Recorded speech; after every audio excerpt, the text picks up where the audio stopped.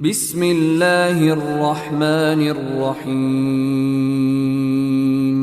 آمن الرسول بما أنزل إليه من ربه والمؤمنون كل آمن بالله وملائكته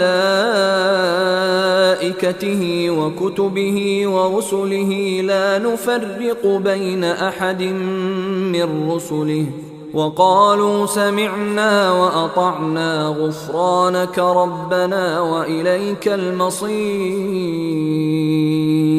لا يكلف الله نفسا إلا وسعها، لها ما كسبت وعليها ما اكتسبت.